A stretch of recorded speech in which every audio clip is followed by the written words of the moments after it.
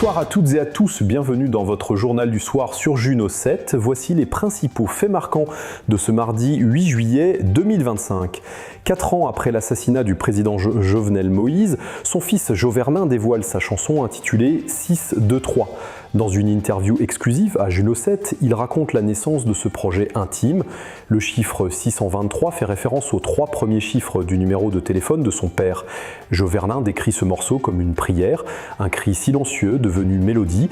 Il affirme que cette chanson est un hommage filial, sans intention politique.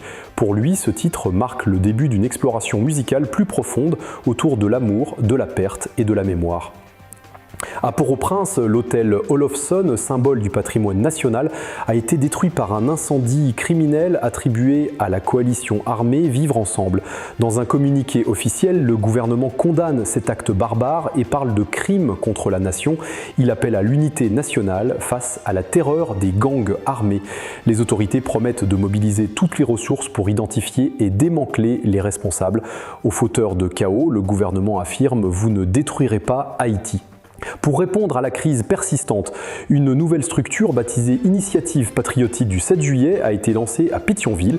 Cette plateforme réunit partis politiques, sociétés civiles, étudiants, diaspora et leaders religieux. Son objectif est de proposer une voie alternative pour résoudre la crise haïtienne. Stevens Gregor Gabriel, membre fondateur, appelle à une approche inclusive et nationale au-delà des agendas partisans. Aux États-Unis, le Texas fait face à un bilan dramatique après les inondations soudaines du 4 juillet. Au moins 109 morts ont été confirmés, dont de nombreux enfants. Le comté de Kerr reste la zone la plus touchée avec 94 corps retrouvés. Les secours poursuivent les recherches malgré des conditions difficiles. Plus de 160 personnes restent portées disparues.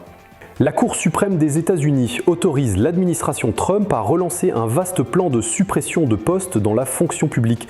Plusieurs ministères et agences fédérales sont concernés. Cette décision marque une victoire pour Donald Trump, même si le dossier judiciaire reste ouvert. L'attaquant portugais de Liverpool, Diogo Jota, et son frère André Silva ont perdu la vie dans un accident en Espagne.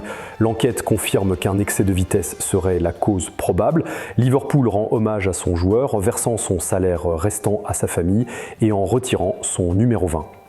Merci d'avoir suivi votre journal du soir sur Juno 7. Restez connectés pour nos prochaines éditions et nos reportages exclusifs. Très bonne soirée à toutes et à tous.